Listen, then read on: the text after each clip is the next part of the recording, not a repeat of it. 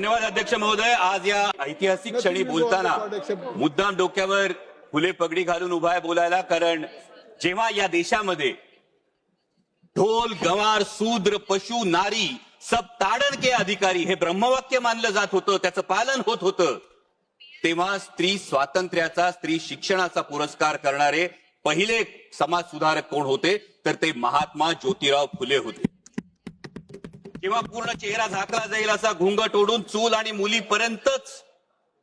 मूल यापर्यंतच महिलेला राखून ठेवलं जात होतं, तिला बंधनात ठेवलं जात होतं, माणूस म्हणून सुद्धा जगण्याचा अधिकार नाकारला जात होता, तेव्हा ज्यांनी उंबरठा ओलांडला, शेणगारा सोसला, पण स्त्रीला अक्षरांची ओळख करून दिली, तिला तिच्या स्त्रीत्वाची जाणीव करून दिली, त्या क्रांतीज्योती सावित्रीबाई फुले. या फुले दाम्पत्याचं फार मोठं योगदान या संपूर्ण प्रवासात आहे.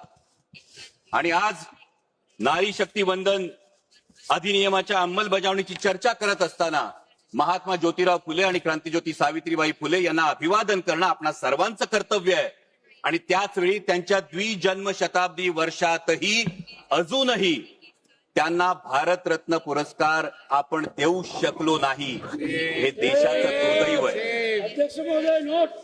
अध्यक्ष महोदय, महात्मा ज्योतिराव फुले, तथागत भगवान गौतम बुद्ध आणि संत कबीर यांना गुरुस्थानी मानणाऱ्या डॉक्टर बाबासाहेब आंबेडकरांनी जे इंग्लंड अमेरिकेला जमलं नाही ना ते करून दाखवलं. संविधानाच्या अंमलबजावणीपासून पहिल्या दिवसापासून हा महिलांना मतदानाचा अधिकार दिला. आणि ही नररत्न ज्या महाराष्ट्रात जन्मली त्या महाराष्ट्राचा मी मावळा आहे. या महाराष्ट्रात एक फार मोठा मातृत्वाचा, नेतृत्वाचा आणि कर्तृत्वाचा वसाडी वारसा आहे. जो मातृत्वाचा वसाडी वारसा आहे तो राष्ट्रमाता जिजाऊ माँसाहेबांचा आहे, कर्तृत्वाचा वसाडी वारसा क्रांतीज्योती सावित्रीबाई फुल्यांचा आणि नेतृत्वाचा वसाडी वारसा पुण्यश्लोक अहिल्याबाई होळकरांचा आहे.